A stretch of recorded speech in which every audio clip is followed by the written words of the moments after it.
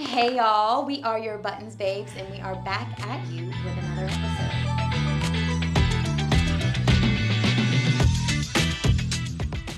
I'm Alyssa Brayboy, I'm Melissa Vazquez. and as y'all know, we like to actually pause because even before our push to start, I do need to, for this week's episode, do a little trigger warning in terms. True. And Significant trigger warning. hopefully we're not giving too many things away, but we talk about things that are uncomfortable. It can be triggering or activating in spaces, and we're here uncomfortable with you, just letting y'all know and putting it out there. Trigger for Yes, thank sexual you. assault, abuse, child trafficking question. Lots of quiet on set. Yeah, boom. Okay, anyway. Fast forward, rewind. Whew. Pivot. As you struggle bus today. Doesn't matter. So, push to start. Here we go.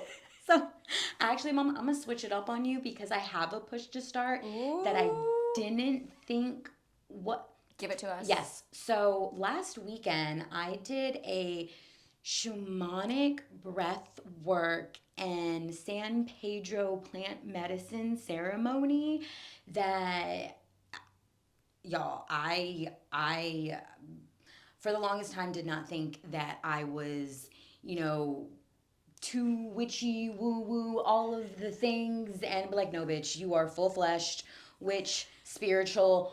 I saw things that I can't even explain or express because it will be like, no, bitch, you crazy. But it was wild, and Did you see the devil?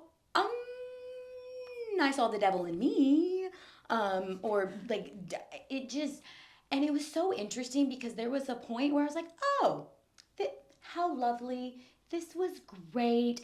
Like, I thought I was gonna be a fucking wreck, right? So what you said out loud gives me ayahuasca vibes, and there's a list of reasons why I don't think I want to do ayahuasca, but one of them is the releasing of liquids of your own body. I just don't like to shit myself. Both, and I also don't like to throw up. So it was at the end of the evening, and I thought I made it through. You were like that one person that's like, great, everyone else is fucking dying around you, and you're thriving, and you're like, yes, okay. I'm more healed I'm there. and on my journey than I thought. I'm good, right? Jealous, right? jealous. There were a few moments where I was like, oh, I gotta lay down because I think I'm gonna throw up. But towards the end of it, I'm still like, clarity was great. Light tears through some things, and I was like, "You're doing great, sweetie." And so, but towards the end, and we're going through, and we're sharing how we feel, what's on our hearts. We go through me, and I'm good. I'm like, my heart feels full and heavy at the same time, but I have everything that I need, and I'm great. And so we move along, and it gets to someone, and you can tell I was like, "Oh no, this is where it's turning.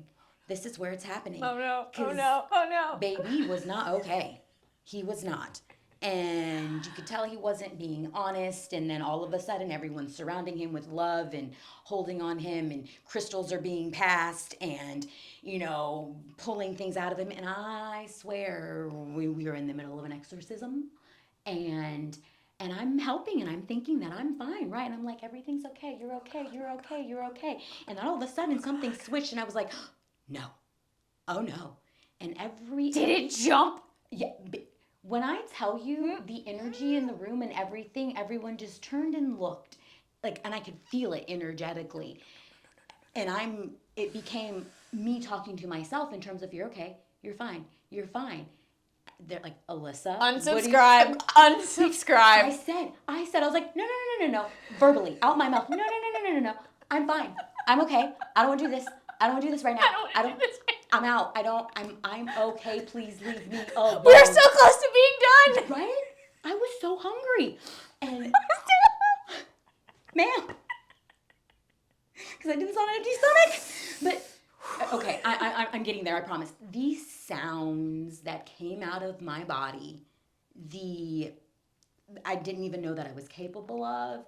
the tears, the words, the shaking, the breath, like the Reiki that was happening, and someone like literally pulling my voice out of my throat. It energetic exorcism.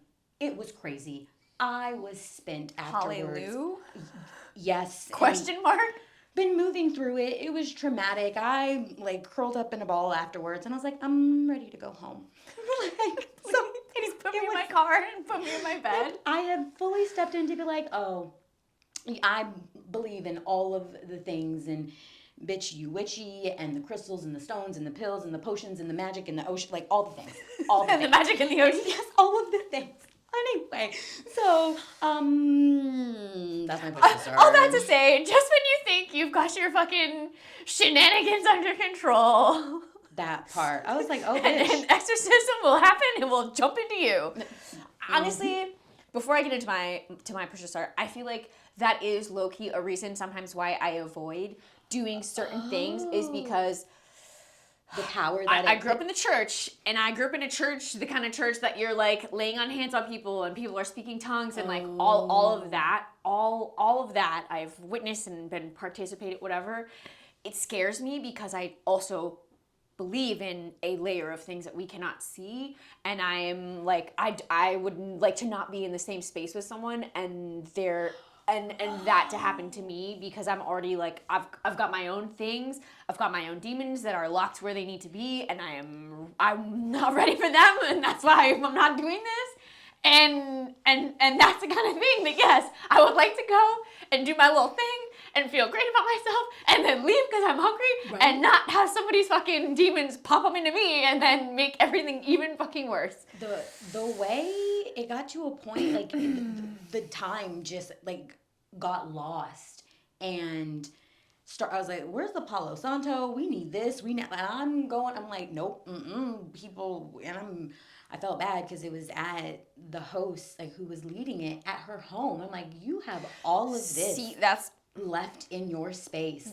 And even though, we had a Reiki master healer, shout out Sierra, love you, like, so glad you were there. They're, moving like energy and helping people through things, and like doing all of the things, but I'm like, I was like, I'm leaving my shit at your house, and I'm going home. I would like to leave this place and these things here. Yeah. So it was a wild time, y'all. Wild time. So much learning at the ripe age that we are still. Okay, my push to start, much more simple, real quick. You may or may not know this about me and us. I have arachnophobia, working through it. Alyssa has conquered many of the spiders in her home. We have tried to conquer them together as whatever. Today, there was one in the closet, and we're also trying to be much more aware of the killing that we do of creatures. So we stared at it for a little bit and hyped ourselves up, and then we scooped him in a cup and released it into the wild, and I hope he'll find his friends. You're welcome. Huge pushes, huge moment for Yes, it literally right before, and we were like, we're gonna do a joint push to start, and I was like, and actually that's what brought me to my push to start. I was like, spiritual things. I was like, I'm trying not to kill creatures because I don't know, like I don't want to come back as a spider and someone to be like, flip flop, bitch. Yep. Done. So anyway, done with that. On to. So let's everyone take a really deep breath. Okay. Okay. So, you've read the title, but here we are. Today's button of the week is not an easy one. It is our kind of dialogue reflection question mark of the recent documentary from HBO on Nickelodeon, Quiet on Set. If you haven't seen it, I have a really. Oh wait, never mind. Not a dumb question. Continue. Then you can skip question mark, or if you just don't want to watch it but you'd like information, please keep watching. I would like to preface this conversation by saying, one, neither of us are medical or any type of doctor. Yeah, psychiatrist. We are sharing our own thoughts, feelings, opinions, and as millennials, whatever. As kids who grew up watching Nick. So we don't have the right things to we don't have answers. We just have feelings and thoughts. And so prefacing that with this is kind of our download of that to each other. And to you all. And to you all. Because it's uncomfortable. This is a hard fucking thing. This is a hard fucking thing in a world of obviously many hard things.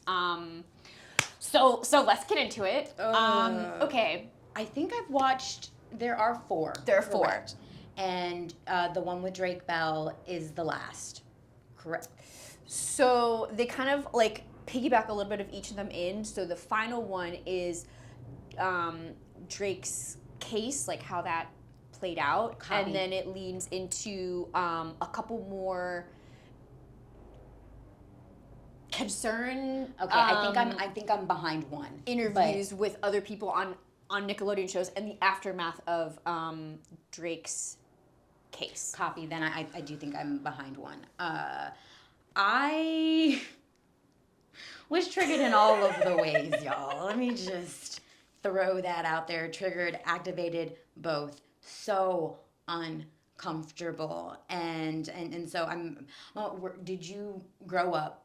Yes. You grew up on watching Yes. Nickelodeon. Drop it. Comment below. Who else grew up watching Nickelodeon? And I just, and it's interesting. I have yet to have a conversation with my parents because there were several things on Nickelodeon that I was not allowed to watch 10 out of 10. and didn't yes. understand. Like my mom wouldn't let me watch Ren and Stimpy. Couldn't watch that. And now I'm blanking for some reason for some of these shows. My upbringing of children's entertainment, I've come to learn recently, was a lot more church and conservative than I even thought it was.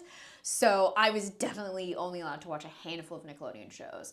All that was one that my parents didn't love. My mom hated it, in fact. Interesting. But we would watch it to her unhappiness. I think it was more the like, oh, when you go to your friend's house kind of thing. And again, I grew up in an environment where there was just so many shows that I wasn't allowed to watch for what I thought was silly reasons. And so that's where I was, right, LOL. L motherfucking OL. So yeah, would watch it and just like, ha ha ha ha, like, I mean, just like, I think Yeah. I watched all that. I really I wasn't really into iCarly or the Ariana Grande I did one. watch more. The iCarly specifically and the Zoe 101. I was past the age for the Ariana Grande and the Jeanette McCurdy show. What was I did watch the Amanda Bynes show. Yep. I mean, yes. Amanda Show, Keenan and Kel, Drake and Yes, Josh.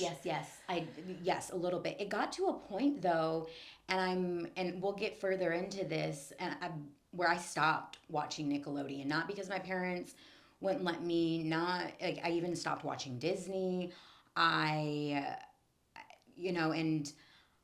I'm trying to sit with the influence these shows had on me as a child and growing up and seeing such, and at the time, like when you were watching, was there anything that made you feel inky or like this is inappropriate, or like did it occur to you? In hindsight, not as I'm like racking my brain, like not really. I remember, I mean, like things were just funny. I didn't understand like the Penelope Taint character. Like it didn't occur to me didn't either. occur to me. I think it was didn't occur to me. Didn't occur to me. Pick a boy, like a lot of things that were, if you see the documentary, have been pointed out, like characters or sketches. Yes, now as an adult person, I'm like, what in the actual fuck? Like, but I do remember that like the one rumor of like our childhood was there are animated or there are dicks in all of Disney's animated films. I do remember that. And yeah, like that is the only thing that I remember of like any type of nefarious like thing.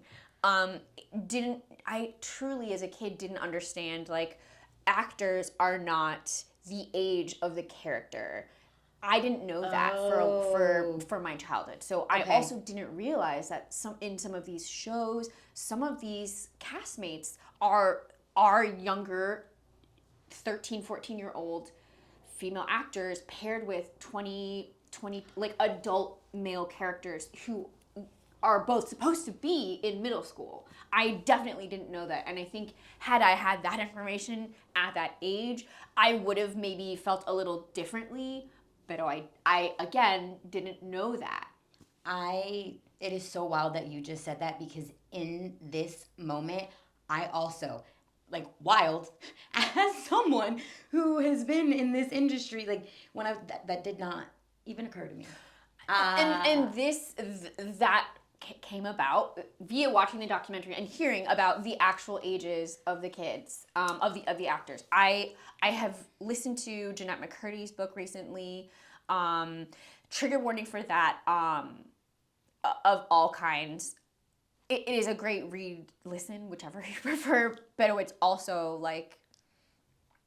very triggering for eating disorder, abuse, and a range of other things. But she, in her book, explained that a little bit more, and I listened to her book before I watched the documentary, so I already had a little bit of information coming in of like, okay, so someone on this show really sucks. She names them as the creator. Like, that's right. She doesn't name drop, but you can immediately put two and two together when you're listening and all of that. So I will avoid that tangent. But yeah, I didn't notice those kinds of things as a kid. Obviously now, like, I see them. I don't doubt that they didn't influence us, though, and I'm trying not to go too far down a rabbit hole in terms of, oh my goodness, this might be why, or just being like, okay, this is something that I grew up with, and so it seemed fine because we were watching it on TV, or yes, I do think that there are things that I would have done differently growing up if I didn't think that was like okay. Yes, it clearly makes me really uncomfortable and emotional trying to recall and go back to make sure I didn't cause anyone harm based off of things that I thought were normal or okay from what I was watching on television. Like, for kids to be watching these things and then therefore probably implementing them in their lives because it's on television. And, yes. Or even like the first thing that was the most triggering for me in terms of putting things together is, the way in which these adults are working with these kids, or even treating just interacting with and on screen with them, and certain things that are happening that are also portrayed as normal. And someone and I'm not saying it is because, like, why, but it adds to the layer of like, oh, this is why a piece of potentially the all right, nope, can't, hot potato, I take definitely, so based on some of the sketches, and then we'll pivot a little bit more, kind of what you said, like, did you cause harm to someone? I think I know for a fact that there was like a stint at my middle school where there was inappropriate, it was deemed okay for boys to be touching girls' butts. It was somehow because of things that people saw on TV, not specific to all that, because I'm trying to remember it, but like it was like fine. It was fine for that to happen. And we all accepted it.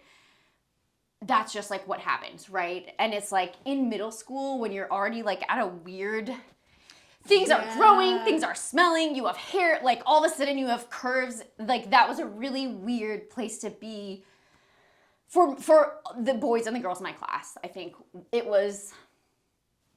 Yep. And so it's like, how because we see it on TV and it's there's no like introduce it into our lives. That's not how it should go. Right. Yes, it's like, oh, okay, yeah, that's fine. Like I've seen it on TV. I've seen it on this show. I've seen it on my parents' show. I've seen it like those things that like that's just. It makes me wonder what is going to happen in terms of like, and in terms of the way in which children's television and programming are going to be moving forward, or even I do want to go down a rabbit hole a little bit in terms of what is happening, like what's the aftermath and what precautions are being taken to make sure that adults and people in positions of power that are rolling out these stories and these characters and these shows that are highly influential to growing minds, like how are we safeguarding and checking the boxes to make, especially when it deals with kids. Like I hate censorship, like I really do in terms of art, but right. It's but for growing minds in children, like specifically on a children's network. Why are we putting adult things on a children network, inappropriate adult things? Not saying that kids cannot handle adult topics, because they handle grief and divorce and death and trauma. A myriad of other, they're capable. But there are things that are being fed to them, and they sponges to where it's like, oh, this could very much well cause harm. And it has caused harm, like to even the individuals that are making the content. And so I'm sweating and like heartbroken in so many spaces watching the documentary, and now also the link to. I was gonna say so. In that same breath, what do you think about the timing of the more recent allegations and cases that have been shared? As you know, I live on TikTok sometimes, and the TikTokers are connecting fucking dots that I have never thought about. I've seen connections from like Alanis Morissette and Joey working together when she was 10. They dated when she was 17. Like that's a thing. That sketch show went from Canada to eventually become all that. I've seen, Diddy was on all that. So, I totally forgot about that episode. Wanted to vomit. I got into not activated. It's not argument, conversation with someone just yesterday as we're looking at some of those connections to things, and Diddy being on all that, but also his interactions with Usher. And when Usher was, I think, 13, staying at, was it the Diddy house or something like that, or Diddy's camp, and you could see the PR training on Usher in terms of answering these questions and some of his nervous tics, like he's got an arm twitch. Yeah, like he was tapping, like, and one of was it Howard Stern? Is he the one with the really long hair? Yeah, he's kind of an asshole. Okay. Yes. Asked, he was like, would you allow your kids to go? He was like, oh, hell no. Like, and the way Usher phrased things in terms of, like I learned some things, I experienced some things, of course. Like I said, like, bruh. But, and then Justin Bieber, that one broke my heart the most, watching him check in, like, with his face, like just checking in with Diddy as they're doing this interview of sorts. It was an old recording. Like the look on his face and eyes in terms of, am I doing a good job? Am I saying what you told me to say? Am I like, but I do know how to explain this. I'm gonna take my time, but you can just know and tell. If you know, you know. You know, you know. and it just like baby. And there was I forgot the name of this individual. I'm really sorry, you guys, but an intern who just stopped interning for Diddy. Just he was interning for him for like 3 or 4 months or whatever. His uncle or a relative got him the internship, and lo and behold, he was like, I stopped because I got a message say come to my house, stay the night with me, and if you don't, your internship is over. And so he's like, yeah, no, I'm not doing that. And it's so I the activated argument or conversation that had what was being had in terms of Diddy being able to have his day in court, his trial, all of these things, because of course he's not. I mean, he's released a statement, or his lawyers MIA did right now too, isn't he? Yeah, and his name's being dragged through the mud. Like, obviously, and I understand, yes, we are swinging very far to one side in terms of all of the things that are being said, things that are coming to light, all of that. And yeah, he'll get his, what is it, guilty? I mean, innocent until proven guilty. However, some of these things that have come to light, why would someone make that up? And there's too many similar stories or people that have known or rumors that have been out there. And my point was like, in just how much is being said against him. This individual was not advocating for Diddy, but saying like, it's just a shame, man. We don't know yet. This, that, and the third. The media. I was like, hold. And I understand that for me, I am activated and I am triggered. However, these, not just Diddy, but also Believe the yes, fucking victim. That part. And I'm so sorry to cut you off, Mom. I'm going to finish this thought. But these were older men. Older individuals in positions of power over innocent children. Kids. Like, I do not care about his fucking name right now. Sure, innocent until proven guilty. No, but not fucking innocent. Yes, you're right. By law. But in turn, like, I am not worried about him.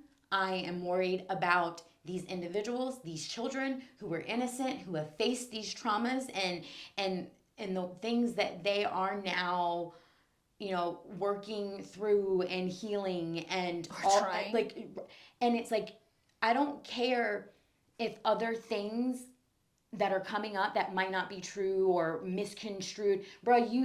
I know, like, we all know you have done things, and even if it was just one fucking thing, one. That's still one. Thank you. It's still one. You still took advantage of someone, using your power, your money, your influence, and you are going to be held accountable for your actions. And I do not care about what it's doing to your name and your money. Like, you did this to yourself, and then also the people that have helped cover it up and be quiet and do things. I'm calming down and passing it over so we can continue forward. To one last thought on that. Yes, I saw a comment from someone.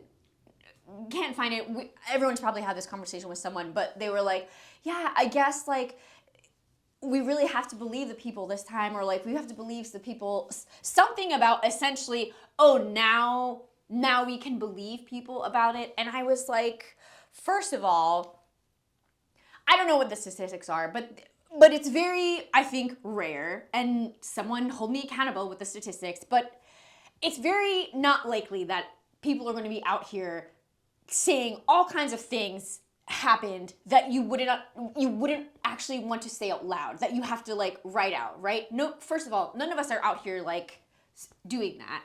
So why would you not believe someone when they say this person has done these horrendous things? That's what I'm like. And to know it had been rumored for so long. Yeah.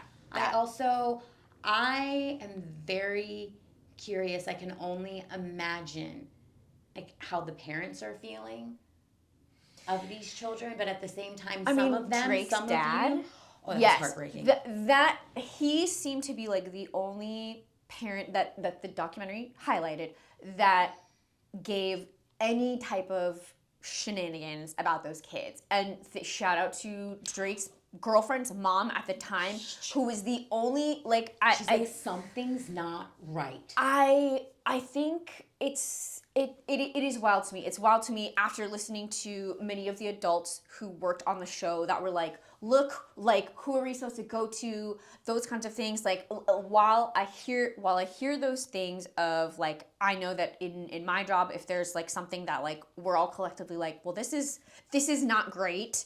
But okay, what do we do about it? It can be hard at those moments to be like, okay, so who's the adult here that I can go to address this? 10 out of 10, that can be a challenge within any organization. But it's, you see something, you say something.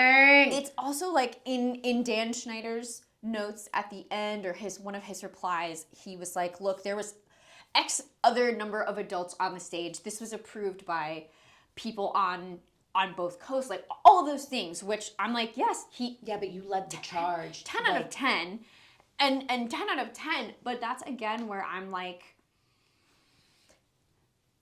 yes, how many people had their little fingers involved at any point that could have been like, this is weird.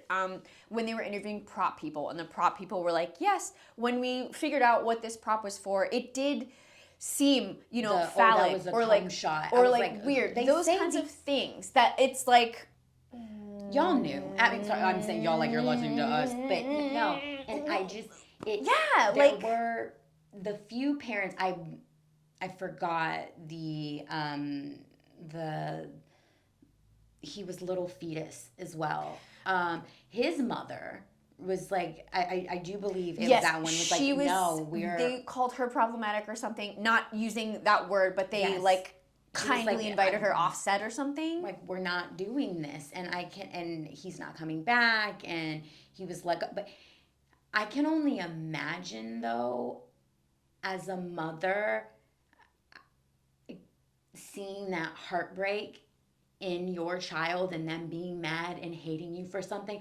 Oh, baby, hate me if you want to. Because what we're not gonna do is end up like Drake. I'm sorry. Yes, and I'm so sorry for you, Drake. Yeah, I really am. But nope, don't care. And it comes down to money and power and influence, and it is disgusting. Spoiler for if you haven't seen it yet. Yes, Drake. He took his abuser to court, and they gave him 16 months. And there was countless celebrities and powerful names, people that wrote letters to his behalf, question mark on the exact phrasing, but like, who wrote letters that were like character, thank you. And some of them letters from like adult human people were like, there's no way he could do this. He was pressured or like coerced. And I'm like, I'm sorry, I have never been coerced to inappropriately touch a child. I have not been coerced in like what I don't want to get into too many tangents of frustration, but it was wild to me. It was wild to me because I'm like, you are an adult person. If I found out that a really good friend of mine, God forbid, was accused of that, absolutely hard time, but I will still immediately look at them and be like, what the fuck is wrong with you? Even my own family members, my sisters, my brothers, be like, no, absolutely fucking not. I'm not writing a character witness for you. I don't care how much I love you and all of the amazing things that you have done prior. If this is what you did or happening, no. You have a lot of explaining to do. That part. And I'm praying for you. It's all I'm praying Thoughts for and prayers. You. LOL. Right, but And so the last thing in terms of like so many red flags, and something that stuck out to me also, as I'm like can't imagine being any of these individuals' parents, but in the event that I mean, with my child, you ask me to step out of the room so someone can talk. No, anything you need to say to my child, you will be saying right in front of me, because it is already hard enough for children to some speak up for themselves, to know when something's not okay. We have blind spots as adults, as like as people, as individuals, and they are in a state of growing and learning, and to where it's like, no, they don't know everything. There are things that y'all know they don't know better. I know better. This is my responsibility to sit here and make sure that they are okay. And It is. ooh, I can't, Yeah, I can't. it's wild. After watching this, did it change any of your thoughts on working with children or working with any specific networks? I will start by saying yes. It Oh my I've God. always wanted to work on kids shows, right? To have like good kids shows, because I feel like we had some good kids shows. Obviously, we had some bad ones, but like I really feel like we need to do better for the kids for the future. And after watching this, I was like, I don't know if I don't know if I want to do something for kids, because I am so afraid that there would be someone on the team that would do this. Like it would absolutely be I horrific. Like it would just be awful. It would be so awful to have put everything into that and then find out that like this happened. And I know that we cannot see the future, and obviously like there are things we can do to check for this, but it really kind of dampened that dream for me, because I was like, oh no, I don't want to create something and then find out that there was a fucking rotten egg in the middle of my creation. I don't want to do that. I've had that problem on a brand that I worked at that I put so much into, and then it got poisoned. And it did not get poisoned at all by like in this context. It was a greed thing. And I'm just like, I know what that little thing feels like. This no. I love children. And and so that is a real fear and concern that I have across the board, and even in my own like wanting to bring little humans into this world. And so with trying not to be a helicopter parent or a helicopter creator, uh, because my creations are also my children, it does make me think about the ways in which we have to be careful in terms of bringing people on the team, vetting them, what projects we're doing, making sure we triple check the T's and the I's and the regulations, and who's on set, parents, guardians, all of the things, super clear, super transparent, over communicative, like when there are children involved, because what we not doing, we're not. And I'm very curious as to, I think I was talking to a friend in terms of what the statute of limitations are in regards to Nickelodeon, and or the individuals that, are there consequences for individuals that knew, kept secrets, allowed things to happen? Like, I understand you didn't make him do it, but I think it's really easy to not. I mean, Ghislaine, okay, she said the same thing. Yeah. And so I guess it all depends. Also, something that just occurred to me is what it is that the Survivor wants in regards to holding individuals accountable for their actions. Because But even then, yeah, they might get 16 months because they have a bunch of rich friends who write letters for them. and it just, and was it oh my god, I can do this. Dan Dating Masterson? no, Peck. Brian Peck. Brian Peck. Didn't he then get hired at Disney? Yes. After? Yes. Spoiler alert for the last episode. Yes. The man who continued to abuse Drake after getting a 16-month sentence and a large number of Hollywood stars and names, people writing him those little letters.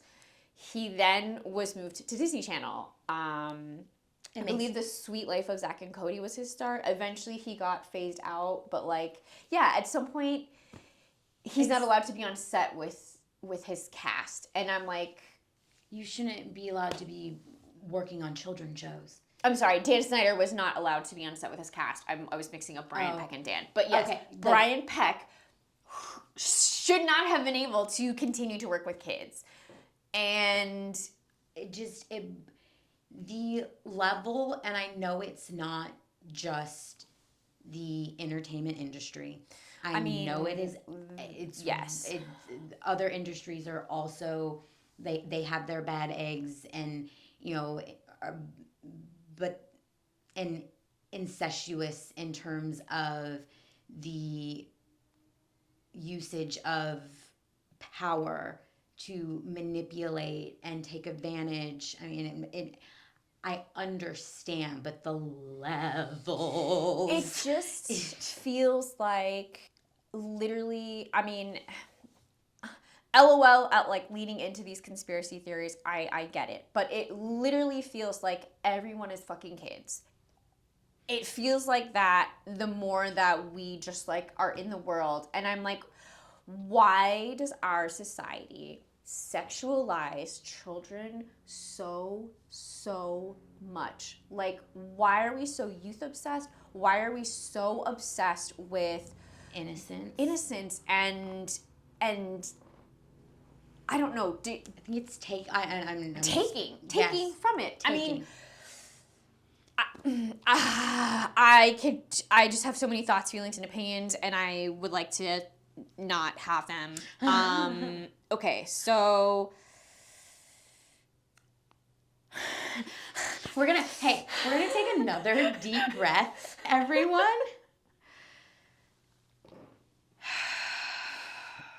My last question, I think, that I would like to end this segment before I get too many feelings is what do we think that we can actually do about these predators who are walking and working freely among us, and how can we actually hold them accountable? Going back to what adults on set had said in a number of statements, I feel like everyone can say they've been in a situation where they got inky feelings about something, and then you did or you didn't raise your hand about whatever. And I know that when I've spoken up in moments and been like, hey, calling this thing out because whatever, sometimes it's met with ooh, good, whatever, didn't see it, let's take care of that. And sometimes it's no, I think you're being too sensitive about it. And sometimes, yes, sometimes we are being too sensitive about things. And oftentimes, no, we're not being too sensitive about things. It is so hard from my experience to one, call out something, to be told then that it was that I am the one that is looking into it, or I am looking for the problem.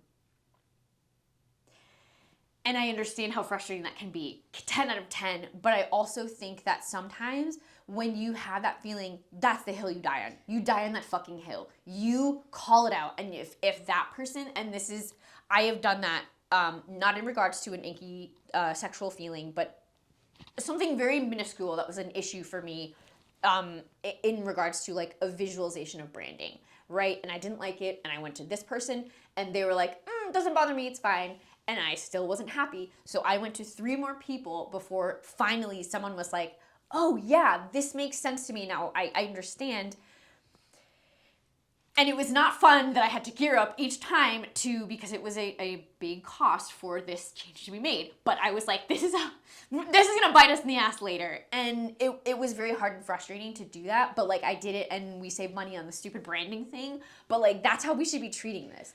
That's how it should be like, hey, main producer, you're LOLing that I think it's inappropriate that this girl is wearing a bikini. You're a man, so I understand why you don't have a problem with this. Next person down the line. Like, hey, all of those things, it should, I'm super simplifying and dumbing it down, I get it. But like, it should be, okay, you go here, you go here, you go here. You figure out how to exhaust the resources. At the very least, you will go down as being the squeaky fucking wheel who called that out so that when everyone else is like, oh, wow, we didn't notice this problem, you could be like, I told you and you all know about it. And I mean, does that save whatever the problem is? No, but it alerts more people. I mean, that's the only thing that I can think of. I read something the other day that's been really sticking with me as I step further into what we are doing in terms of creating and finding my own voice, giving voice to other individuals. And it's very uncomfortable in spaces, but you almost have to be so loud so that other people don't look back and try and figure out when they lost their voice. And that, I was like, oh my God. And it was specifically referring to women. Be loud so that the women after you don't have to figure out at what point they lost their voice. And what a statement. What is that from? I will link it below. I'll send it. I'll try and edit it into this video. But even like learning how to speak up, and even if it's just a thought, like being okay with maybe you're wrong. Maybe that's not what it is. It's better to be wrong, right? Oh my God, yes. Oh my God, yes. Like all of the things.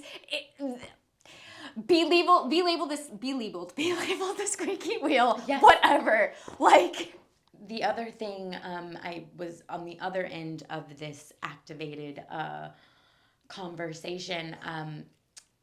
The individual, a friend that I was talking to, had a friend who had recently re-entered this. Oh, that sounds really weird, Alyssa. And a friend of a friend, my friend's mentor, hadn't seen his son in 9 years, and was seeing him for the first time yesterday. And his son wants to get into the entertainment industry, wants to be a model, all of these things. And in the midst of our conversation about everything that's happening and not giving a crap about the image or the name of Diddy or whatever, like I don't care. And he was like, and I said, it was like, because for someone who has also been sexually assaulted and abused and groomed, I do not care about what is happening to that man's image. Fuck that man's image. Right? And so his mentor asked me, he's like, Alyssa, what, like in hindsight, what are some of the red flags that you saw when you look back at your childhood, and that, like, if you could pinpoint them, what would they be? And like, how do you prevent some of those things? How do you see them now? I was like, oh, what a question. He's like, if you're okay with sharing. And I said, absolutely. And like, what are some of the things that you can do to get out of those situations? And I had to take a beat and and shout out to this man that I was spending time with, both of these men actually.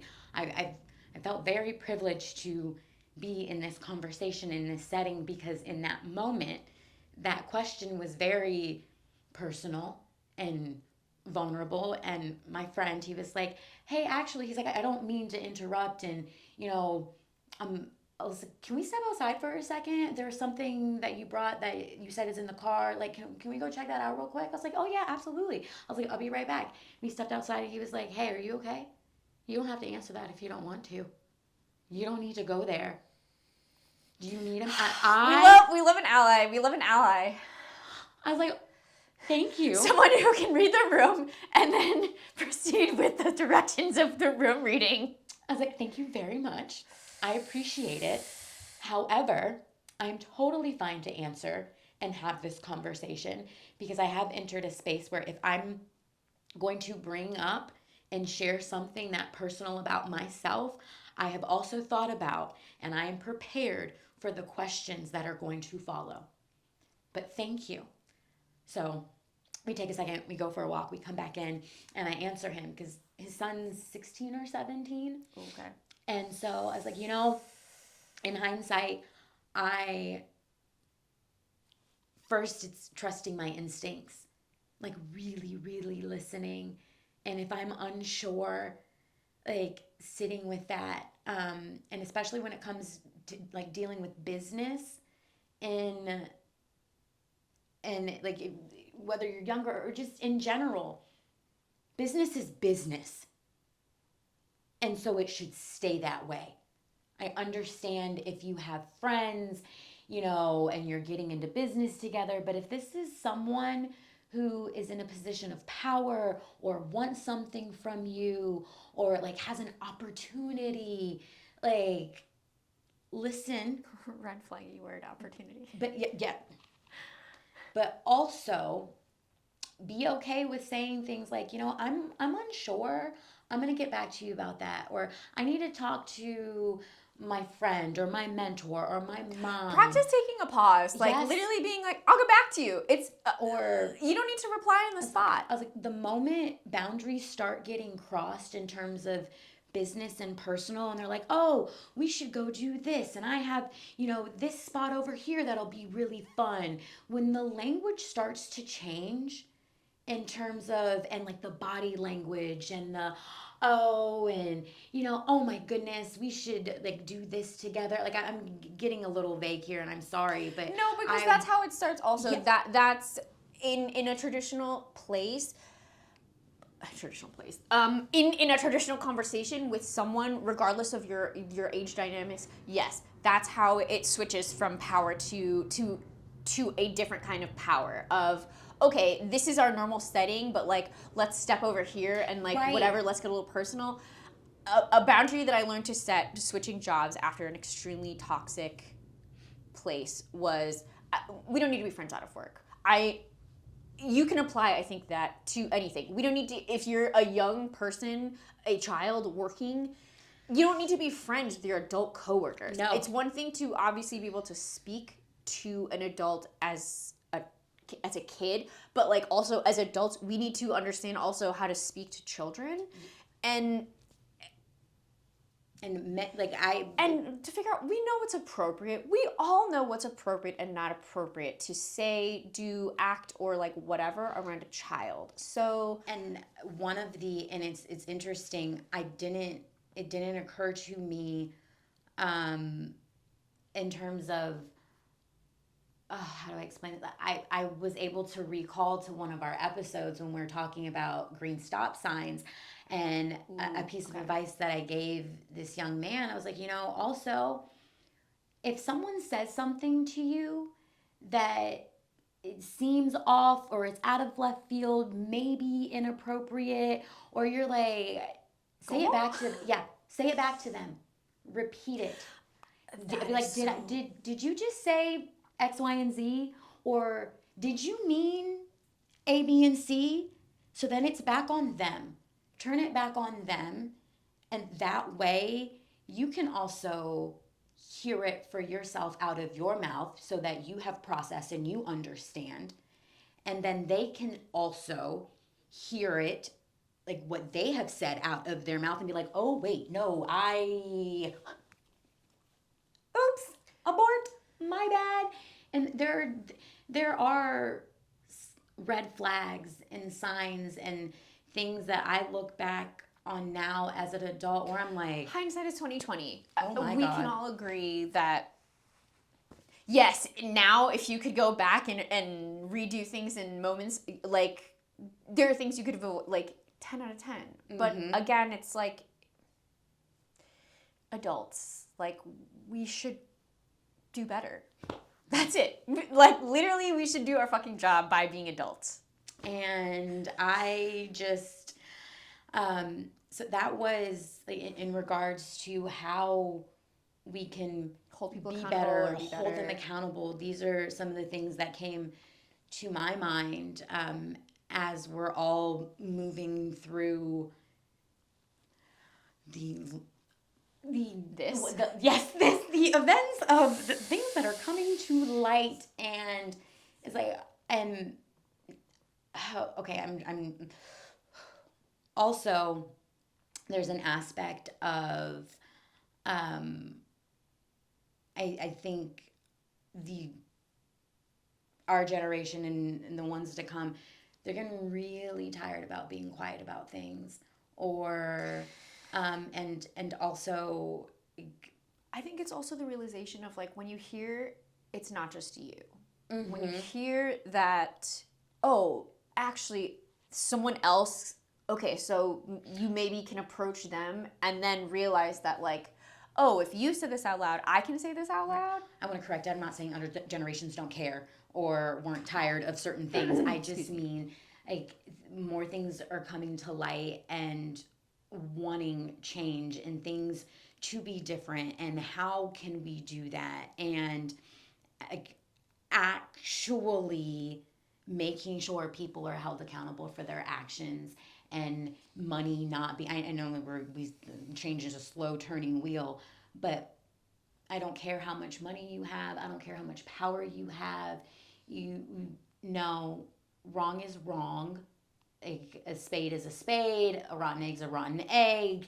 A rape is a rape. Yep, and I don't care how much other good you have brought into this world, or how great your work is, your or how music. talented. I don't care about the contributions you have fucking made, because again, no, it just You're only as good as your worst deed. And on that note, y'all, I think we need to move on. We're gonna push replay today. We are gonna push replay on our recent episode, Modern Dating. This comment comes from our friend Andrea. Shout out to you, Andrea. Thank you. Okay, I always have extremely high standards, but I always fall short for them to be just being nice. Ooh. LOL. My standards: fluent in a foreign language outside of Spanish. That's a great one. Love it. That's a Must great be standard. musical, play an instrument, produce music, sing, etc. Must not want kids. That is something. I can pause on that. That's a beautiful, like, your own like self standard of terms of that's usually taboo, but it's like, no, I know what I want, and I'm not gonna hold you back from. I don't want you to hold me back from the things that I want, and I don't want to hold you back if you do want kids. And I'm like, yes, for saying that out loud. Hello.